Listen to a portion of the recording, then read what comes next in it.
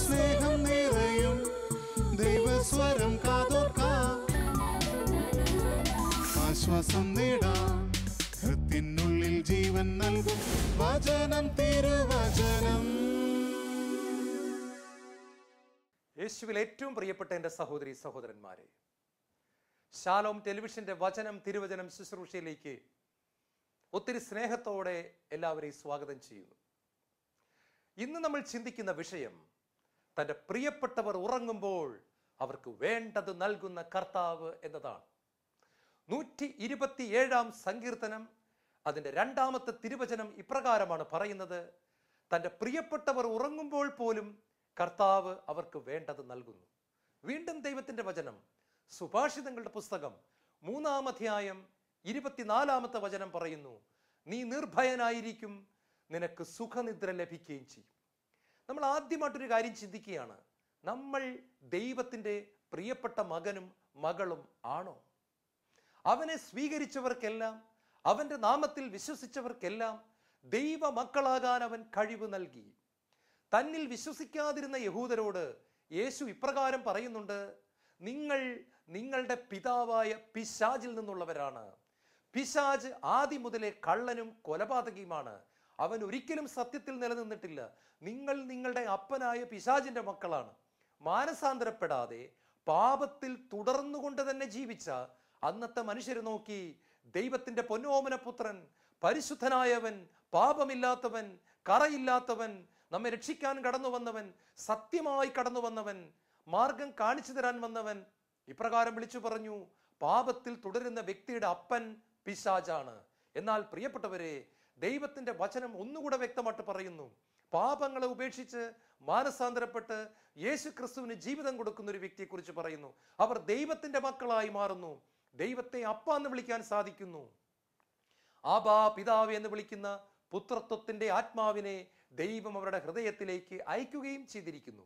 അപ്പോൾ ആദ്യത്തെ ചോദ്യം ഇതാണ്: ഞാൻ ദൈവത്തിന് പ്രിയപ്പെട്ട മകനാണോ, ദൈവത്തിന് പ്രിയപ്പെട്ട മകളാണോ? അങ്ങനെയാണെങ്കിൽ തൻ്റെ പ്രിയപ്പെട്ടവർ ഉറങ്ങുമ്പോൾ കർത്താവ് അവർക്ക് വേണ്ടത് നൽകുന്നു.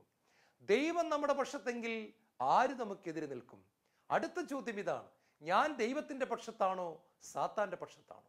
ഞാൻ വിശുദ്ധിയുടെ പക്ഷത്താണോ, അശുദ്ധിയുടെ പക്ഷത്താണോ? ഞാൻ നീതിയുടെ പക്ഷത്താണോ, അനീതിയുടെ പക്ഷത്താണോ?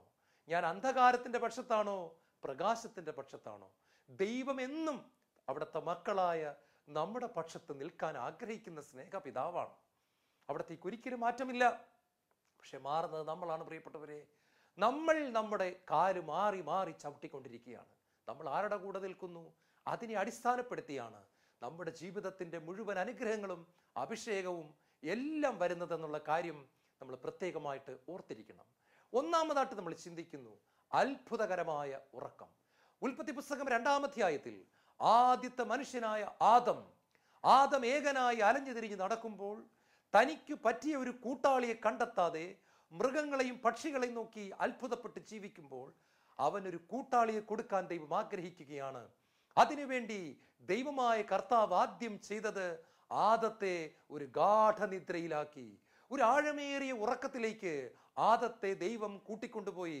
ഉറങ്ങിക്കിടന്ന ആദത്തിന്റെ വാരിയെല്ലെടുത്ത് അവന് ദൈവം ഒരു ഭാര്യയെ കൊടുത്തു. പ്രിയപ്പെട്ടവരെ, ആദം ഉറങ്ങാൻ പോയത് ഒറ്റയ്ക്കാണ്. ഉറക്കത്തിൽ അവന് വേണ്ടത് ദൈവം കൊടുത്തു. ഞാൻ ആദ്യമേ ടൈറ്റിലായിട്ട് പറഞ്ഞു, തൻ്റെ പ്രിയപ്പെട്ടവർ ഉറങ്ങുമ്പോൾ പോലും ദൈവമായ കർത്താവ് അവർക്ക് ആവശ്യമായത് നൽകുന്നു, അവരെ അനുഗ്രഹിക്കുന്നുവെന്ന്. തൻ്റെ പ്രിയപ്പെട്ട മകനായ ആദത്തെ ഉറങ്ങാൻ കൂട്ടിക്കൊണ്ടുപോയിട്ട് ആ ഉറക്കത്തിൽ വെച്ച് അനുഗ്രഹിക്കുന്ന ദൈവത്തെ ഉൽപ്പത്തി പുസ്തകത്തിന്റെ താളുകളിൽ നമ്മൾ കാണുകയാണ്. അതെ, തൻ്റെ പ്രിയപ്പെട്ടവർ ഉറങ്ങുമ്പോൾ പോലും അവർക്ക് വേണ്ടത് കൊടുക്കുന്ന ദൈവം. ഈ ആദം ഉറങ്ങാൻ പോയത് ഒറ്റയ്ക്കാണ്, തിരിച്ചു വന്നത് ഒറ്റയ്ക്കല്ല, ഒരു കൂട്ടാളിയുമായിട്ടാണ്. ഇതുപോലെ പ്രിയപ്പെട്ടവരെ, നമ്മൾ പലപ്പോഴും ഉറങ്ങാൻ പോകുന്നത് ഒത്തിരി വേദനയോടുകൂടിയാണ്, ഉറങ്ങാൻ പോകുന്നത് ഒത്തിരി ഭാരത്തോടു കൂടിയാണ്. പക്ഷെ പ്രഭാതത്തിൽ എഴുന്നേൽക്കുമ്പോൾ ഇതാ ഒരു നല്ല വാർത്ത കേൾക്കുന്നു, ആശ്വാസത്തിന്റെ വാർത്ത കേൾക്കുന്നു, ഒരു സന്തോഷത്തിന്റെ വാർത്ത കേൾക്കുന്നു. നമ്മെ സഹായിക്കാൻ ദൈവം ആരെയോ അയച്ചിരിക്കുന്നു. അതെ, തൻ്റെ പ്രിയപ്പെട്ടവർ ഉറങ്ങുമ്പോൾ പോലും കർത്താവ് അവർക്ക് വേണ്ടത് നൽകുന്നു. വീണ്ടും അത്ഭുതകരമായ ഉറക്കത്തിൽ രണ്ടാമതായിട്ട് നമ്മൾ കാണുന്നത് അബ്രഹാമിന്റെ ഉറക്കമാണ്. അത് ഉൽപ്പത്തി പുസ്തകം 15-ാമത്തെ അധ്യായത്തിൽ പരിശുദ്ധാത്മാവ് രേഖപ്പെടുത്തിയിരിക്കുന്നു. അബ്രഹാം ഒരു വലിയ ബലി നടത്തുകയാണ്. മൃഗങ്ങളെയും പക്ഷികളെയും എല്ലാം ദൈവത്തിന് ബലിയർപ്പിച്ചുകൊണ്ട് ഒരു വലിയ ബലിയർപ്പണം അബ്രഹാം നടത്തുകയാണ്. ആ ബലിയർപ്പണത്തിന്റെ ഒടുവിൽ എപ്പോഴോ അബ്രഹാം ഒരു ഉറക്കത്തിലേക്ക് വീഴുകയാണ്. അതൊരു സാധാരണ ഉറക്കമല്ല എന്നാണ് സഭാപിതാക്കന്മാർ നമ്മളെ പഠിപ്പിക്കുന്നത്. ആ ഉറക്കത്തിനൊരു പ്രത്യേകതയുണ്ട്. അബ്രഹാം ഗാഠമായ ഒരു ഉറക്കത്തിലേക്ക് പോയി. ഒരു വലിയ അന്ധകാരം അബ്രഹാമിനെ വലയം ചെയ്തു. അബ്രഹാം ഉറങ്ങാൻ പോയി. പക്ഷെ അബ്രഹാമിന്റെ ചുറ്റും ഒരു കൂരിരുട്ട് വന്ന് ഒരു പുതപ്പ് പോലെ മൂടി എന്നാണ് പറയുന്നത്. അതായത് അതൊരു സാധാരണ ഉറക്കമായിരുന്നില്ല. നമ്മൾ ആരും ഉറങ്ങുമ്പോൾ കൂരിരുട്ട് വന്ന് നമ്മളെ ആരെയും പുതപ്പ് മൂലം മൂടാറില്ലല്ലോ. പക്ഷെ അബ്രഹാമിന്റെ ബലിയർപ്പണത്തിന്റെ ആ ഉറക്കത്തിൽ അബ്രഹാമിനെ ഒരു കൂരിരുട്ട് വന്ന് വലയം ചെയ്തു കളഞ്ഞു. അതിന്റെ ഉള്ളിൽ നിന്നും ഒരു ശബ്ദം മുഴങ്ങുകയാണ്, അബ്രഹാമേ, അബ്രഹാമേ, നിന്റെ സന്തതികൾ ഈജിപ്തിൽ 400 വർഷക്കാലം അടിമകളായി വസിക്കും. അതിനുശേഷം അവർ മോചിപ്പിക്കപ്പെടും. നീ വാർദ്ധക്യത്തിൽ നിന്റെ പിതാക്കന്മാരോട് ചേരും. വാർദ്ധക്യ പൂർണ്ണതയിൽ ആയുസിന്റെ ഓട്ടം തികച്ച് നിന്റെ പിതാക്കന്മാരോട് ചേരും. പ്രിയപ്പെട്ടവരെ, ഇതൊരു അത്ഭുതകരമായ ഉറക്കമാണ്. എന്താ കാര്യമെന്നറിയാമോ?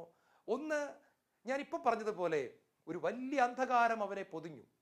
2, ഈ ഉറക്കത്തിൽ അവൻ ദൈവത്തിന്റെ ശബ്ദം കേട്ടു. 3, ഈ ഉറക്കത്തിൽ അവന് പ്രവചനം കിട്ടുകയാണ്. ആദ്യത്തെ പ്രവചനം എന്താണെന്നറിയാമോ?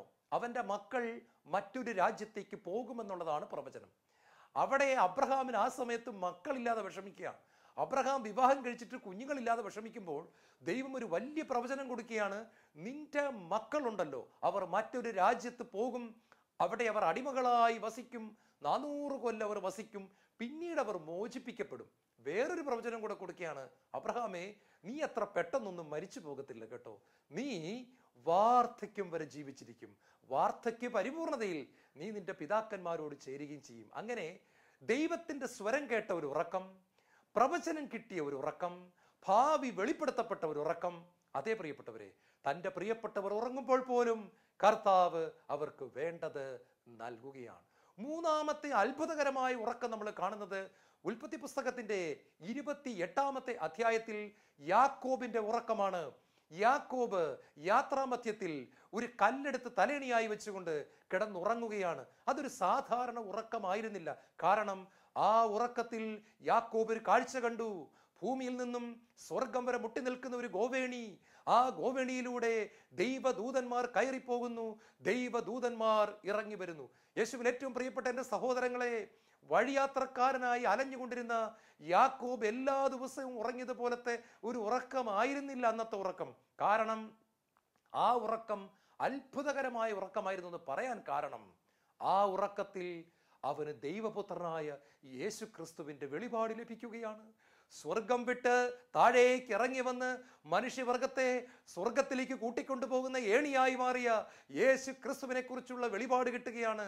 ആ ഏണിയിലൂടെ പിതാവായ ദൈവം പാപികളായ മനുഷ്യനെ തൊടുന്നു. ആ ഏണിയിലൂടെ പാപിയായ മനുഷ്യൻ പരിശുദ്ധനായ ദൈവത്തെ സ്പർശിക്കുന്നു. ആ ഏണിയെപ്പറ്റി യാക്കോബിന് ബോധ്യം കൊടുത്തുകൊണ്ട് ആ ഉറക്കത്തിൽ ദൈവം യാക്കോബിന് ഒരു അനുഗ്രഹം കൊടുക്കുകയാണ്. ആയിരക്കണക്കിന് വർഷങ്ങൾക്ക് ശേഷം സംഭവിക്കാൻ പോകുന്ന ഒരു കാര്യത്തെക്കുറിച്ച് യാക്കോബിന് ആ ഉറക്കത്തിൽ ദൈവം വെളിപാട് കൊടുക്കുകയാണ്. പ്രിയപ്പെട്ടവരെ, തൻ്റെ പ്രിയപ്പെട്ടവർ ഉറങ്ങുമ്പോൾ പോലും കർത്താവ് അവർക്ക് വേണ്ടത് നൽകുന്നു. അടുത്തതായിട്ട് വീണ്ടും മറ്റൊരു ഉറക്കം നമ്മൾ കാണുന്നത് ഉൽപ്പത്തി പുസ്തകത്തിന്റെ 37-ാമത്തെ അധ്യായത്തിലാണ്. അവിടെ നമ്മൾ കാണുന്നത് ജോസഫിന്റെ ഉറക്കമാണ്. ജോസഫ് ഉറക്കത്തിൽ ഒരു കാഴ്ച കണ്ടു. അതാ സൂര്യനും ചന്ദ്രനും എല്ലാം കാണുകയാണ്. തൻ്റെ അപ്പനും തൻ്റെ സഹോദരങ്ങളും തന്നെ വന്ന് കുമ്പിടുന്നതും തന്നെ ബഹുമാനിക്കുന്നതും അവൻ കാണുകയാണ്. അത് പല വിധത്തിൽ വ്യാഖ്യാനിക്കപ്പെടേണ്ട ഒരു സ്വപ്നമാണ്. എങ്കിലും അവൻ അതിന്റെ വ്യാഖ്യാനം കിട്ടുന്നുണ്ട്. അവൻ ഭാവി കാണുകയാണ്. അവൻ വലിയവനാകുമെന്നും അവന്റെ മുമ്പിൽ അവന്റെ അപ്പനും സഹോദരങ്ങളും പോലും കൈകൂപ്പി ബഹുമാനത്തോടെ നിൽക്കുമെന്നും ഉള്ള ആ വലിയ ഒരു പ്രവചനം ഈ ജോസഫിന് കിട്ടുകയാണ്. ഈശോയിൽ ഏറ്റവും പ്രിയപ്പെട്ടവരെ, ആ സ്വപ്നം അവൻ കണ്ടതുകൊണ്ടാണ് പിന്നീട് കടന്നു വന്ന വലിയ സഹനങ്ങളിൽ അവന് പിടിച്ചു നിൽക്കാനായിട്ട് സാധിച്ചത്. ആ വലിയ സഹനങ്ങൾ ജോസഫിന് വരുന്നതിന് മുൻപ് ദൈവം അവനെ ബലപ്പെടുത്തുകയാണ്. കാരണം അല്ലെങ്കിൽ അവൻ തകർന്നു പോയനെ. സ്വന്തം സഹോദരങ്ങൾ അവനെ പൊട്ടക്കിണറ്റിലിടുന്നു, പിന്നീട് അവൻ അടിമയായി മാറ്റപ്പെടുന്നു, പിന്നീട് ചെയ്യാത്ത തെറ്റിന് ജയിലിലെത്തുന്നു. ഒരു സാധാരണ മനുഷ്യൻ തകർന്ന് തരിപ്പണമായി വിശ്വാസം നഷ്ടപ്പെട്ടു പോകാമായിരുന്ന ആ പ്രതികൂല സാഹചര്യങ്ങളിൽ ജോസഫിന് പിടിച്ചു നിൽക്കാനായിട്ട് സാധിച്ചത് ആ ഉറക്കത്തിൽ ദൈവം അവന് കൊടുത്ത ഒരു അനുഗ്രഹത്തിന്റെ പുറത്താണ്. അതേ പ്രിയപ്പെട്ടവരെ, തൻ്റെ പ്രിയപ്പെട്ടവർ ഉറങ്ങുമ്പോൾ പോലും കർത്താവ് അവർക്ക് വേണ്ടത് നൽകുന്നു. ജോസഫ് ജയിലിൽ കിടക്കുമ്പോഴും പൊട്ടക്കിണറ്റിൽ കിടക്കുമ്പോഴും ജോസഫിന്റെ മുൻപിൽ മായാതെ നിന്ന ഒരു കാര്യമുണ്ട്. വർഷങ്ങൾക്ക് മുമ്പ് താൻ കണ്ട സ്വപ്നം, വർഷങ്ങൾക്ക് മുമ്പ് താൻ ഉറങ്ങിയ ഒരു ഉറക്കം, ആ ഉറക്കത്തിൽ ദൈവം കാണിച്ചു തന്ന ഒരു കാര്യം, തൻ്റെ അപ്പനും സഹോദരങ്ങളും തൻ്റെ മുമ്പിൽ കൈകൂപ്പി നിൽക്കുന്ന രംഗം ജോസഫിന് അറിയാമായിരുന്നു. എൻ്റെ ദൈവം എന്നെ കൈവിടുകയില്ല. എൻ്റെ സഹനങ്ങൾ മാറും, എൻ്റെ സങ്കടം മാറും, എൻ്റെ കണ്ണുനീര് മാറും, എൻ്റെ തകർച്ചകൾ മാറും, എൻ്റെ ദൈവം തക്ക സമയത്ത് ഇടപെടുക തന്നെ ചെയ്യും. അതേ പ്രിയപ്പെട്ടവരെ, ആ ഉറക്കത്തിലൂടെ ജോസഫിന് ദൈവം ഒരു അനുഗ്രഹം നൽകുകയായിരുന്നു. അപ്പൊ നമ്മൾ ആദ്യമായിട്ട് ചിന്തിച്ചത് അത്ഭുതകരമായ ഉറക്കമാണ്. രണ്ടാമത് നമ്മൾ ചിന്തിക്കുന്നു ദൈവത്തിന്റെ വാഗ്ദാനങ്ങളിൽ വിശ്വസിച്ചുകൊണ്ടുള്ള ഉറക്കം. അത് നമ്മൾ കാണുന്നത് അപ്പോസ്തല പ്രവർത്തനങ്ങൾ 12-ാം അധ്യായത്തിലാണ്. അവിടെ പത്രോസിനെ പിടിച്ച് ജയിലിലിട്ടിരിക്കുന്നു. 16 പട്ടാളക്കാർ കാവൽ നിൽക്കുകയാണ്. പത്രോസിന്റെ തൊട്ടടുത്ത് 2 പേര് നിൽപ്പുണ്ട്. അതിൽ ഒരാള് പത്രോസിന്റെ വലത്തെ കയ്യിൽ കെട്ടിയിരിക്കുന്ന ചങ്ങല പിടിച്ചിരിക്കുകയാണ്, മറ്റേയാള് പത്രോസിന്റെ ഇടത്തെ കയ്യിൽ കെട്ടിയിരിക്കുന്ന ചങ്ങലയിൽ പിടിച്ചുകൊണ്ട് നിൽക്കുകയാണ്. അപ്പൊ തൊട്ടടുത്ത് തന്നെ 2 പേര്, പിന്നീട് ബാക്കി ഏറ്റവും പ്രധാനപ്പെട്ട വാതിൽ വരെ മുന്നോട്ട് 2 വീതം, അങ്ങനെ 16 പട്ടാളക്കാർ കാവൽ നിൽക്കുകയാണ്. കൈകളിൽ ചങ്ങല, കാലുകളിൽ ചങ്ങല. നാളെ പത്രോസിന്റെ തല വെട്ടാനായിട്ടിരിക്കുകയാണ്, അല്ലെങ്കിൽ അടുത്ത ദിവസം പത്രോസിന്റെ തല വെട്ടാനായിട്ടിരിക്കുകയാണ്. ഈ വാർത്തയും പത്രോസിന് അറിയാം. ഏത് മനുഷ്യനും വെപ്രാളം പിടിച്ച് ഒരു വല്ലാത്ത പരുവത്തിലായി പോകേണ്ട അവസ്ഥ. പക്ഷെ പ്രിയപ്പെട്ടവരെ, ദൈവത്തിന്റെ വചനം പറയാണ്, പത്രോസ് ഈ ചങ്ങലകളാൽ കെട്ടപ്പെട്ടവനായി പടയാളികൾ തൊട്ടടുത്ത് കാവൽ നിൽക്കുമ്പോൾ ക്രൂരന്മാരായ പടയാളികൾ വാളും കൊണ്ട് നിൽക്കുന്നതിന്റെ ഇടയിൽ പത്രോസ് കൂർക്കം വലിച്ചു കിടന്നുറങ്ങുകയാണ്. എന്താ കാര്യമെന്നറിയാമോ? അവൻ യേശുവിന്റെ വാഗ്ദാനത്തിന്റെ പുറത്താണ് കിടന്നുറങ്ങിയത്. അവൻ തറയിലല്ല കിടന്നുറങ്ങിയത് പ്രിയപ്പെട്ടവരെ, അവൻ ജയിലിലല്ല കിടന്നുറങ്ങിയത്, യേശുവിന്റെ വാഗ്ദാനത്തിന്റെ പുറത്താണ് അവൻ ഉറങ്ങിയത്. എന്താണ് ആ വാഗ്ദാനം? യോഹന്നാന്റെ സുവിശേഷം 21-ാം അധ്യായത്തിൽ ഉയർത്തെഴുന്നേറ്റ യേശു പത്രോസിനോട് പറയുന്നുണ്ട്. 21-ാം അധ്യായം 18-ാമത്തെ തിരുവചനം. വചനം ഇങ്ങനെയാണ്: നീ പ്രായമാകുമ്പോൾ മറ്റൊരുവൻ വന്ന് നിനക്കിഷ്ടമില്ലാത്ത സ്ഥലത്തേക്ക് നിന്റെ കൈകളെ വലിച്ചു നീട്ടും.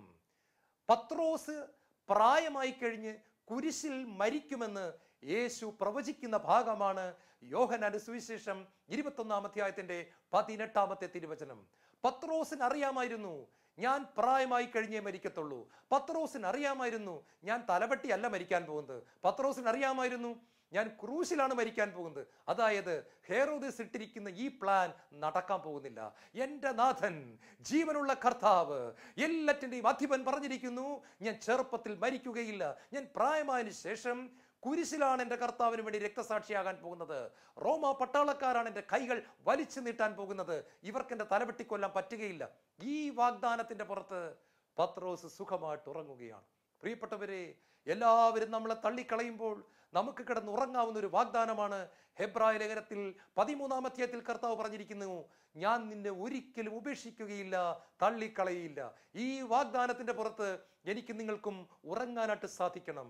അതാ യേശയ്യായുടെ പുസ്തകം 41:13 പറയുന്നു, നിന്റെ ദൈവവും കർത്താവുമായ ഞാൻ നിന്റെ വലത് കൈക്ക് പിടിച്ചിരിക്കുന്നു, ഞാനാണ് പറയുന്നത്, ഞാൻ നിന്നെ സഹായിക്കും. ഈ വാഗ്ദാനത്തിന്റെ പുറത്ത് നമുക്ക് ഉറങ്ങാൻ പറ്റുകയില്ലേ പ്രിയപ്പെട്ടവരെ? 27-ാം സങ്കീർത്തനം 10-ാം തിരുവചനം പറയുന്നു, അപ്പനും അമ്മയും നിന്നെ ഉപേക്ഷിച്ചാലും ഞാൻ നിന്നെ ഉപേക്ഷിക്കത്തില്ല. ഈ വാഗ്ദാനത്തിന്റെ പുറത്ത് നമുക്ക് ഉറങ്ങാൻ പറ്റുകയില്ലേ?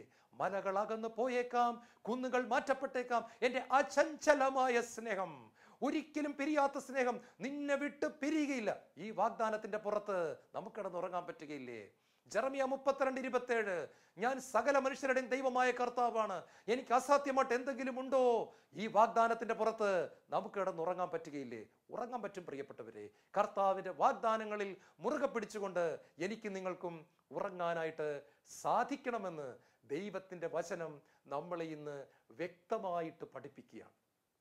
അനേകര് ഉറങ്ങാൻ സാധിക്കാതിരിക്കുന്നതിന്റെ കാരണം ദൈവത്തിന്റെ വാഗ്ദാനങ്ങളിൽ ഉറപ്പില്ലാത്തത് കൊണ്ടാണ്. ദൈവത്തിന്റെ വാഗ്ദാനങ്ങളിൽ വിശ്വാസം ഇല്ലാത്തത് കൊണ്ടാണ്. ദൈവത്തിൻ്റെ വാഗ്ദാനങ്ങളുടെ ശക്തിയെക്കുറിച്ച് ആഴമേറിയ ബോധ്യം ഇല്ലാത്തത് കൊണ്ടാണ്. മൂന്നാമത്തെ ഉറക്കമെന്ന് പറയുന്നത് നല്ല മനസാക്ഷിയുടെ ഉറക്കമാണ്. മത്തായി സുവിശേഷം 1-ാം അധ്യായത്തിന്റെ 18-ാമത്തെ വാക്യം ഇങ്ങനെ പറയുന്നു, മറിയം പരിശുദ്ധാത്മാവിനാൽ ഗർഭിണിയായി. മത്തായി സുവിശേഷം 1-ാം അധ്യായത്തിന്റെ 19-ാമത്തെ വാക്യത്തിൽ പറയുന്നു, മറിയം ഗർഭിണിയായെന്ന് കേട്ടപ്പോൾ അവളുടെ ഭർത്താവായ ജോസഫ് നീതിമാനാകിയാൽ അവളെ അപമാനിതയാക്കാൻ ഇഷ്ടപ്പെടാതെ രഹസ്യമായിട്ട് ഉപേക്ഷിക്കാൻ തീരുമാനമെടുത്തു. മത്തായി സുവിശേഷം 1-ാം അധ്യായത്തിന്റെ 20-ാമത്തെ വാക്യത്തിൽ പറയുന്നു, സ്വപ്നത്തിൽ കർത്താവ് ഒരു ദൂതനെ അയച്ച് ജോസഫിനോട് പറഞ്ഞു, ജോസഫേ, നിന്റെ ഭാര്യയായ മറിയത്തെ സ്വീകരിക്കാൻ ശങ്കിക്കേണ്ട. അവൾ ഗർഭം ധരിച്ചിരിക്കുന്നത് പരിശുദ്ധാത്മാവിൽ നിന്നാണ്. അവൾ ഒരു പുത്രനെ പ്രസവിക്കും. നീ യേശുവിന് പേരിടണം. എല്ലാം പറഞ്ഞു കൊടുക്കുകയാണ്. പ്രിയപ്പെട്ട സഹോദരങ്ങളെ, സ്വന്തം ഭാര്യ അവിഹിത ഗർഭം ധരിച്ചു എന്നറിയാവുന്ന ഒരു ഭർത്താവിന് എങ്ങനെയാണ് ഉറങ്ങാൻ പറ്റുക? ഇവിടെ ജോസഫ് ഉറങ്ങുകയാണ്. കാരണം എന്താണെന്നറിയാമോ? ജോസഫ് നീതിമാനായിരുന്നു. ജോസഫിന് നല്ല മനസാക്ഷി ഉണ്ടായിരുന്നു. ജോസഫ് ആ സമയത്ത് ചിന്തിക്കുന്നത് തൻ്റെ ഭാര്യ തന്നെ വഞ്ചിച്ചുവെന്നാണ്. അവൾ മറ്റാരുടെയോ കുട്ടിയെ പേർന്നുവെന്നാണ്. ദൈവത്തിൻ്റെ പുത്രനാണ് അവളുടെ വയറ്റിൽ നിന്നും. ദൈവം ഈ ലോകത്തിലേക്ക് രക്ഷയെ കൊണ്ടുവരാൻ തെരഞ്ഞെടുത്ത അത്ഭുത പാത്രമാണ് തൻ്റെ ഭാര്യയെന്ന് ജോസഫിനെന്ന് അറിയത്തില്ലായിരുന്നു.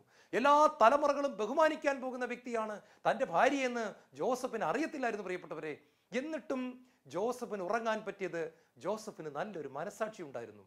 ജോസഫ് ആ സമയത്ത് തീരുമാനിക്കുന്നത്, എൻ്റെ ഭാര്യയെ അപമാനിക്കാൻ പാടില്ല, അവളെ ഞാൻ ഒരു വിധത്തിലും മുറിപ്പെടുത്താൻ പാടില്ല, അവളെ ആരും കല്ലെറിഞ്ഞ് കൊല്ലാൻ പാടില്ല, അവൾ എന്നെ വഞ്ചിച്ചെങ്കിൽ വഞ്ചിച്ചോട്ടെ, പക്ഷെ ഞാൻ അവളെ വേദനിപ്പിക്കുകയില്ല. നല്ല മനസാക്ഷിയുടെ ഉറക്കം. ഇങ്ങനത്തെ ഒരു മനസാക്ഷിയുള്ളവർക്ക് ഉറങ്ങാൻ പറ്റുന്നു. അപ്പോസ്തല പ്രവർത്തനങ്ങൾ 24-ാം അധ്യായം അതിന്റെ 16-ാമത്തെ തിരുവചനത്തിൽ പൗലോസ് പറയുന്നു, ഞാൻ ദൈവത്തോടും മനുഷ്യരോടും എപ്പോഴും നിഷ്കളങ്കമായ മനസാക്ഷി പുലർത്താൻ അതീവ ശ്രദ്ധാലുവാണ്. പ്രിയപ്പെട്ടവരെ, ലോകം കണ്ട ഏറ്റവും വലിയ മിഷനറി വീരനായ, അതിശക്തമായ അഭിഷേകത്തിന്റെ, അതിശക്തമായ വരദാനങ്ങളുടെ, അതിശക്തമായ ദൈവപ്രവൃത്തി വെളിപ്പെടുന്ന ഒരു ഉപകരണമായി 2000 വർഷത്തെ സഭയുടെ ചരിത്രത്തിൽ വിരാജിക്കുന്ന അപ്പോസ്തലനായ പൗലോസ് പറയുകയാണ് തന്റെ രഹസ്യം. ഞാൻ എപ്പോഴും ഒരു കാര്യത്തിൽ ശ്രദ്ധിച്ചിരുന്നു. അപ്പോസ്തല പ്രവർത്തനം 24:16 എന്താണത്? ഞാൻ എപ്പോഴും ദൈവത്തോടും മനുഷ്യരോടും നിർമ്മലമായ ഒരു മനസാക്ഷി, കളങ്കമില്ലാത്ത ഒരു മനസാക്ഷി, തെറ്റിപ്പോകാത്ത ഒരു കോൺഷ്യൻസ് പുലർത്താൻ ഞാൻ അതീവ ശ്രദ്ധാലുവാണ്. He was very careful. അവൻ വളരെ ശ്രദ്ധിച്ചിരുന്നു. എന്ത്? അവന്റെ മനസാക്ഷിയിൽ തെറ്റായ ഒരു കാര്യം ചെയ്യാതിരിക്കാൻ, നോക്കാതിരിക്കാൻ, പറയാതിരിക്കാൻ, ആഗ്രഹിക്കാതിരിക്കാൻ അവൻ അതീവ ശ്രദ്ധാലുവായിരുന്നു. പ്രിയപ്പെട്ട സഹോദരങ്ങളെ, മലയിലെ പ്രസംഗത്തിൽ യേശുക്രിസ്തു ഇപ്രകാരം പറഞ്ഞു. മത്തായി സുവിശേഷം 5-ാം അധ്യായം 20-ാമത്തെ തിരുവചനം, നിങ്ങളുടെ നീതി നിയമജ്ഞരുടെയും പരിസേയരുടെയും നീതിയെ അതിശയിക്കുന്നില്ല എങ്കിൽ നിങ്ങൾ സ്വർഗരാജ്യത്തിൽ പ്രവേശിക്കുകയില്ല. നമ്മുടെ മനസാക്ഷി എപ്രകാരമാണ്? നമ്മുടെ മനസാക്ഷിയിൽ ഭാരമുള്ളപ്പോഴും നമ്മൾ ദൈവത്തിനെതിരായിട്ട് പ്രവർത്തിക്കുന്നുണ്ടോ? ചെറിയ നേട്ടങ്ങൾ ഉണ്ടാക്കാൻ നമ്മൾ കർത്താവിനെ തള്ളി പറയുന്നുണ്ടോ? പ്രിയപ്പെട്ടവരെ, നമ്മൾ കള്ളക്കണക്കെഴുതുന്നവരാണോ? നമ്മൾ മറ്റുള്ളവരെ വഞ്ചിക്കുന്നവരാണോ? വാങ്ങിച്ചിട്ട് തിരിച്ചു കൊടുക്കാത്തവരാണോ? കടം മേടിച്ചിട്ട് കയ്യിൽ പൈസ കിട്ടിയിട്ടും കൊടുക്കാതെ വെച്ച് അത് നമ്മളും നമ്മുടെ തലമുറകളും അനുഭവിച്ചുകൊണ്ടിരിക്കുകയാണോ? നമ്മൾ ഇങ്ങനെയുള്ള അനീതിയുടെ പ്രവൃത്തികൾ ചെയ്യുകയാണോ? മറ്റുള്ളവർക്ക് ഒരു പുഞ്ചിരി കൊടുക്കാൻ മടിയുള്ളവരാണോ? മറ്റുള്ളവരെ എപ്പോഴും തകർത്ത് കളയുന്നവരാണോ? തെറ്റ് ചെയ്തിട്ട് മാപ്പ് ചോദിക്കാത്തവരാണോ? പ്രിയപ്പെട്ട സഹോദരങ്ങളെ, ദൈവം നമ്മളെ വിളിക്കുകയാണ്, നല്ല മനസാക്ഷിയുള്ളവരാകുക. നല്ല മനസാക്ഷിയുടെ ഉറക്കം നിങ്ങൾക്ക് ദൈവം അനുഗ്രഹപ്രദമായിട്ട് തരും. ഇന്ന് മനുഷ്യർക്ക് എന്ത് ചെയ്താലും യാതൊരു കുറ്റബോധവുമില്ല, യാതൊരു വിഷമവുമില്ല, യാതൊരു വേദനകളുമില്ല. വളരെ കൂളായിട്ട് ജീവിക്കാൻ ഇന്ന് മനുഷ്യർ പഠിച്ചുപോയി. കാരണം എന്താണെന്നറിയാമോ? മനസാക്ഷിയുടെ ശബ്ദം നിലച്ചുപോയി. മനസാക്ഷി മരവിക്കുക മാത്രമല്ല, മനസാക്ഷി പാരലൈസ്ഡ് ആകുക മാത്രമല്ല, മനസാക്ഷിയിൽ തളർവാദം പിടിക്കുക മാത്രമല്ല, മനസാക്ഷി മരിച്ചുപോയി. കാരണം അതിൽ തഴമ്പ് പിടിച്ച് ഒടുവിൽ മനസാക്ഷിക്ക് ഒന്നും ചെയ്യാൻ പറ്റാത്ത അവസ്ഥ വന്നു. നമുക്ക് ഈ അബദ്ധം പറ്റരുത്. നമ്മുടെ മനസാക്ഷി ദൈവത്തോട് ട്യൂൺഡായിരിക്കണം. പരിശുദ്ധാത്മാവിൻ്റെ മൃദുലമായ ചിറകടി ശബ്ദം പോലും നമ്മുടെ മനസാക്ഷിയിൽ തിരിച്ചറിയാൻ പറ്റുന്ന തരത്തിൽ നമ്മുടെ മനസാക്ഷി ദൈവവചനത്തോടും ദൈവത്തിൻ്റെ ആത്മാവിനോടും ട്യൂൺ ചെയ്തു വച്ചിരിക്കണമെന്ന് ദൈവം നമ്മളെ പഠിപ്പിക്കുകയാണ്. അതേ പ്രിയപ്പെട്ടവരെ, നല്ല മനസാക്ഷിയുള്ളവർക്കുള്ള ഉറക്കം, നാലാമത്തെ ഉറക്കം എന്താണെന്നറിയാമോ? അത്യാഗ്രഹമില്ലാത്തവർക്കുള്ള ഉറക്കം. മർക്കോസിന്റെ സുവിശേഷം 4-ാമത്തെ അധ്യായത്തിൽ വഞ്ചിയിൽ കിടന്ന് യേശു ക്രിസ്തു ഉറങ്ങുകയാണ്. യേശു ക്രിസ്തുവിന്റെ ഉറക്കത്തിന്റെ ഒരു പ്രത്യേകത, ഒന്നിനെ കുറിച്ചും ആകുലതയില്ലാത്ത, അത്യാഗ്രഹങ്ങളില്ലാത്ത ഒരു ജീവിതമായിരുന്നു യേശു ക്രിസ്തുവിൻ്റെത്. അതായത് ആർത്തി പിടിക്കാത്തൊരു ജീവിതമായിരുന്നു യേശു ക്രിസ്തുവിൻ്റെത്. അതുകൊണ്ട് യേശുവിന് ഏത് സാഹചര്യത്തിലും ഉറങ്ങാനായിട്ട് സാധിച്ചു. 1 തിമോത്തി 6-ാം അധ്യായത്തിന്റെ 6-ാമത്തെ വചനം ഇങ്ങനെ പറയുന്നു: ഉള്ളത് കൊണ്ട് തൃപ്തിപ്പെടുന്നവന് ദൈവഭക്തി വലിയ ഒരു നേട്ടമാണ്. കാരണം നാം ഈ ലോകത്തിലേക്ക് ഒന്നും കൊണ്ടുവന്നിട്ടില്ല, ഒന്നും കൊണ്ടുപോകാൻ നമുക്ക് സാധിക്കത്തുമില്ല. അതുകൊണ്ട് വചനം പറയുന്നു, ഉള്ളത് കൊണ്ട് തൃപ്തിപ്പെടുന്നവന് ദൈവഭക്തി വലിയൊരു നേട്ടമാണ്. അതായത് പ്രിയപ്പെട്ടവരെ, അത്യാഗ്രഹമില്ലാത്തവർക്ക്, മറ്റുള്ളവർക്കുള്ളതെല്ലാം എനിക്ക് വേണമെന്ന് പറഞ്ഞ് വെപ്രാളം പിടിച്ച് ഏത് തെറ്റായ വഴിയിലൂടെയും പോയി ഈ ലോകത്തിന്റെ നേട്ടങ്ങൾക്ക് വേണ്ടി പോകുന്നവർക്ക് ഒരിക്കലും സ്വസ്ഥതയും സമാധാനവും ഉണ്ടാകത്തില്ലെന്ന വചനം പറയുന്നത്. 1 തിമോത്തി 6-ാം അധ്യായത്തിന്റെ 10-ാമത്തെ വചനം പറയുന്നു, ധനമോഹമാണ് എല്ലാ തിന്മകളുടെയും അടിസ്ഥാന കാരണം. ധനമോഹത്തിലൂടെ പലരും വിശ്വാസത്തിൽ നിന്ന് വ്യതിചലിച്ചു പോകുകയും ഒട്ടേറെ വ്യഥകളാൽ തങ്ങളെ തന്നെ മുറിപ്പെടുത്തുകയും ചെയ്തിട്ടുണ്ട്. എന്നിട്ട് പൗലോസ്ലീഹ തിമോത്തിയോട് പറയുകയാണ്, ദൈവിക മനുഷ്യനായ നീ ഇവയിൽ നിന്ന് ഓടി അകലണം തിമോത്തി. നിനക്ക് ദൈവത്തെ കെട്ടിപ്പിടിച്ച് ജീവിക്കണമെങ്കിൽ, പരിശുദ്ധാത്മാവിന്റെ ചിറകിന്റെ കീഴിൽ വസിക്കണമെങ്കിൽ, ദൈവവചനത്താൽ നിറയപ്പെട്ട് ജീവിക്കണമെങ്കിൽ നീ ഇതിൽ നിന്ന് ഓടിക്കോണം, നീ ഇതിൽ നിന്ന് ഓടി അകലണമെന്ന് ദൈവം നമ്മളെ ഓർപ്പിക്കുകയാണ്. പ്രിയപ്പെട്ടവരെ, പണം തെറ്റല്ല. ഞാൻ എപ്പോഴും ഇത് പറയാറുണ്ട്, പണം നമുക്ക് ആവശ്യമാണ്. പക്ഷേ പണം ദൈവത്തിന്റെ സ്ഥാനം അപഹരിക്കുമ്പോൾ നമ്മുടെ ജീവിതം തകിടം മറിയുക തന്നെ ചെയ്യുന്നു. ബന്ധങ്ങൾ തകരുന്നു, കുടുംബം ഉലയുന്നു, എല്ലായിടത്തും പ്രശ്നമുണ്ടാകുന്നു. നമ്മൾ നരകത്തിന്റെ സ്വന്തമായി പതുക്കെ പതുക്കെ മാറുകയാണ്. മർക്കോസിന്റെ സുവിശേഷം 4-ാം അധ്യായത്തിന്റെ 19-ാമത്തെ വാക്യത്തിൽ യേശു പറഞ്ഞു, ധനത്തോടുള്ള ആഗ്രഹം, ജീവിത വ്യഗ്രത, ഈ ലോകത്തിന് വേണ്ടിയുള്ള, ഈ ലോകത്തിലെ വസ്തുക്കൾക്ക് വേണ്ടിയുള്ള വലിയ കൊതി, ഇതെല്ലാം ഒരു മനുഷ്യനിൽ പ്രവേശിക്കുകയും വചനത്തെ ഞെരുക്കിക്കളയും ചെയ്യുന്നു. ഇത് പഠിപ്പിച്ചതിന് ശേഷമാണ് യേശു വഞ്ചിയിൽ കിടന്ന് ഉറങ്ങുന്നതും കൊടുങ്കാറ്റടിച്ചിട്ടും തിരമാലകൾ ഉയർന്നിട്ടും ഉറക്കത്തിൽ നിന്ന് എഴുന്നേക്കാതെ സുഖമായിട്ട് കിടന്നുറങ്ങുന്നതും. അവരെ പഠിപ്പിച്ച് 5 മിനിറ്റ് കഴിഞ്ഞപ്പോൾ യേശു അത് ഡെമോൺസ്ട്രേറ്റ് ചെയ്ത് കാണിക്കുകയാണ്. ജീവിത വ്യഗ്രതകളില്ലാത്ത, ആർത്തിയില്ലാത്തൊരു മനുഷ്യന് കൊടുങ്കാറ്റിന്റെ മധ്യത്തിൽ ഉറങ്ങാൻ പറ്റുമെന്ന് യേശു കാണിച്ചു കൊടുക്കുകയാണ്. ലോക വസ്തുക്കളുടെ പിന്നാലെ ഭ്രാന്ത് പിടിച്ചു പോകാത്ത മനുഷ്യന് സമാധാനമായിട്ട് ഉറങ്ങാൻ പറ്റുമെന്ന് കർത്താവായ യേശു ക്രിസ്തു പഠിപ്പിച്ച് കാണിക്കുകയാണ്. പ്രിയപ്പെട്ട സഹോദരങ്ങളെ, അവസാനത്തെ ഉറക്കമെന്ന് പറയുന്നത് മരണനിദ്രയാണ്. അതിനെ നിത്യമായ ഉറക്കമെന്ന് നമ്മൾ വിളിക്കുന്നു. ബൈബിൾ മരണത്തെ ഉറക്കമെന്ന് വിശേഷിപ്പിക്കുന്നുണ്ട്. പലപ്പോഴും കർത്താവ് അത് പറയുന്നുണ്ട്. ലാസർ മരിച്ചുപോയെന്ന് കേട്ടപ്പോൾ യേശു ശിഷ്യന്മാരോട് പറയുകയാണ്, യോഹന്നാന്റെ സുവിശേഷം 11-ാം അധ്യായം അതിന്റെ 11-ാമത്തെ വാക്യം. അവിടെ ഇങ്ങനെ കർത്താവ് പറയുന്നു, നമ്മുടെ സ്നേഹിതനായ ലാസർ ഉറങ്ങുകയാണ്, അവനെ നമുക്ക് എഴുന്നേൽപ്പിക്കണം. അപ്പൊ ബൈബിൾ ഉറക്കത്തെ, അവസാനം ഉറക്കം എന്ന് പറയുന്നത് കൊണ്ടുവന്ന് മരണത്തിൽ നിർത്തുകയാണ്. മരണത്തെ ഉറക്കമായിട്ട് പറയുന്നു. ഉറക്കം അതിന്റെ അവസാനം എത്തുമ്പോൾ മരണമാകുന്നു. എന്താണ് ഇതിന്റെ അർത്ഥം പ്രിയപ്പെട്ടവരെ? ഒരു ക്രിസ്ത്യാനി മരണത്തെ പേടിക്കരുതെന്നാണ് പറയുന്നത്. അതായത് ഉറങ്ങാൻ പോകുന്ന ഒരു വ്യക്തി എഴുന്നേറ്റ് വരിക തന്നെ ചെയ്യും, നമുക്കറിയാം. അതാണ് അതിന്റെ അർത്ഥം. ഉറങ്ങാൻ കിടക്കുന്ന ഒരു വ്യക്തി കുറെ കഴിയുമ്പോൾ എഴുന്നേറ്റ് വരും. മരിച്ചു പോകുന്ന നമ്മുടെ അപ്പച്ചൻ, നമ്മുടെ അമ്മച്ചി, നമ്മുടെ വല്യപ്പച്ചൻ, വല്യമ്മച്ചി, നമുക്ക് വേണ്ടപ്പെട്ടവർ എന്നേക്കുമായിട്ട് പോയിട്ടില്ല. അവർ എഴുന്നേറ്റ് വരുമെന്നാണ് കർത്താവ് കാണിച്ചിരിക്കുന്നത്. അവർ മരണ ഉറക്കം വിട്ട് ഒരു ദിവസം എഴുന്നേറ്റ് വരും. പുനരുത്ഥാനത്തിൽ നമുക്കവരെ കാണാനായിട്ട് സാധിക്കും. അപ്പോസ്തല പ്രവർത്തനങ്ങളിൽ സ്റ്റെഫാനോസിനെ കല്ലെറിഞ്ഞു കൊല്ലുന്ന സമയത്ത് സ്റ്റെഫാനോസ് മരിക്കുന്നതിന് തൊട്ട് മുമ്പ് ഇങ്ങനെയാണ് പറയുന്നത്, കർത്താവേ, ഈ പാപം എന്നെ കല്ലെറിഞ്ഞവരുടെ മേൽ അവിടെ നിന്ന് ആരോപിക്കരുതേ, അവരെ അങ്ങ് കുറ്റം വിധിക്കരുതേ, അവരെ അങ്ങ് ശിക്ഷിക്കരുതേ, അവരോടങ്ങ് ക്ഷമിക്കണമേ. മനോഹരമായ നിമിഷങ്ങളാണ്. കല്ലുകൾ ഓരോന്നോരാന്ന് വഴി വന്ന് വീഴുമ്പോൾ ദൈവസ്നേഹത്താൽ നിറയപ്പെട്ട് തന്നെ കൊല്ലുന്നവരോട് ക്ഷമിച്ച് അവർക്ക് വേണ്ടി കരുണയോടെ പ്രാർത്ഥിക്കുന്ന സ്റ്റെഫാനോസ്. എന്നിട്ട് ഇപ്രകാരം ബൈബിൾ പറയുന്നു, അവൻ ഇത് പറഞ്ഞ് മരണനിദ്ര പ്രാപിച്ചു. ക്ഷമിക്കണേന്ന് പറഞ്ഞിട്ട് മരണനിദ്ര പ്രാപിച്ചു. അതായത് ഉറങ്ങാനായിട്ട് പോയെന്നർത്ഥം. എഴുന്നേറ്റ് വരും പുനരുത്ഥാനത്തിൽ. പ്രിയപ്പെട്ട സഹോദരങ്ങളെ, കർത്താവിന്റെ വചനം നമ്മുടെ ഹൃദയങ്ങളിൽ ആഴമായിട്ടെന്ന് പതിയട്ടെ. യേശുവേ, അവിടുത്തെ പ്രിയപ്പെട്ട മകനും മകളുമായി ജീവിച്ചുകൊണ്ട് അങ്ങേ എന്നും പ്രസാദിപ്പിക്കുന്ന മകനായി മകളായി ജീവിക്കുവാൻ ഞങ്ങൾ അനുഗ്രഹിക്കണമേ. യേശുവേ സ്തോത്രം, യേശുവേ നന്ദി, യേശുവേ ആരാധന.